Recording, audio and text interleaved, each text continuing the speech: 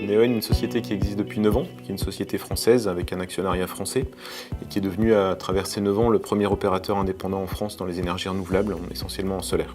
Alors Neoen développe ses propres projets, je pense que c'est extrêmement important de le dire, c'est-à-dire que ce sont des projets qu'on a fait naître nous-mêmes avec nos chefs de projet qui sont proches du terrain, qui sont proches des collectivités locales, ce ne sont pas des choses qu'on achète pour les transformer.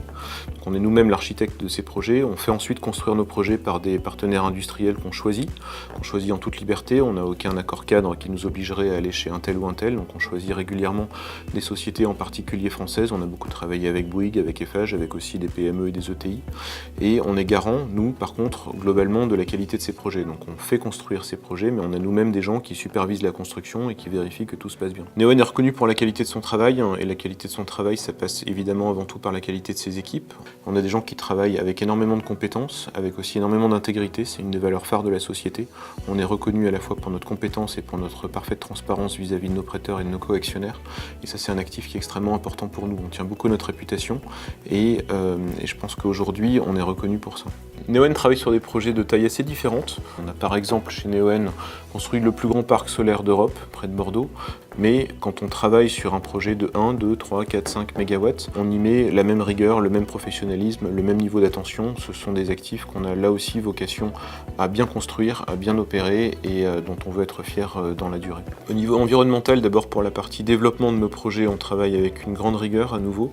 On fait toutes les études faune-flore qui sont nécessaires, on en fait souvent d'ailleurs plus que ce qui nous est demandé pour être vraiment irréprochable. On obtient des permis qui nous sont délivrés par toutes les autorités préfectorales, environnementales françaises. Et donc la partie qui nous revient et qu'on pilote directement, on en est nous-mêmes garants, mais on s'attache aussi à, pour ce qui ne dépend pas directement de nous, à s'assurer que c'est fait avec la même rigueur et le même souci environnemental.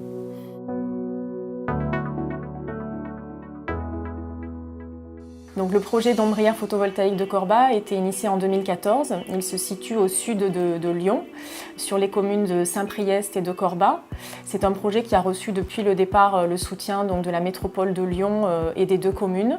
Donc, les ombrières s'implantent sur un parking de stockage de véhicules neufs. Donc, les ombrières sur ce parking-là ont pour avantage de protéger les véhicules des intempéries et notamment donc, de la grêle qui peut endommager fortement les véhicules. Le projet est divisé en deux tranches, la centrale solaire Corba 1 et la centrale solaire Corba 3 pour une superficie totale de 12,5 hectares et une puissance de 16,3 MW crête.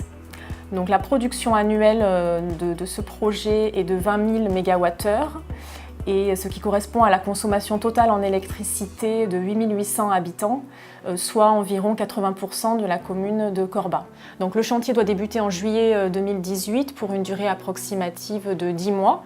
Donc plus spécifiquement pour la première tranche, la centrale solaire Corba 1, cette centrale a une puissance de 8,53 MW crête et la mise en service est prévue pour avril 2019. Donc, ce type de financement est ouvert aux habitants du Rhône et aux départements limitrophes, donc l'Ain, l'Isère, la Loire et la Saône-et-Loire. Et il est également ouvert aux personnes bénéficiant d'un foyer fiscal dans le même département, le Rhône et les départements limitrophes. On a choisi chez Neoen, dès le début, dès que ça nous a été permis de monter un schéma de crowdfunding pour nos centrales photovoltaïques.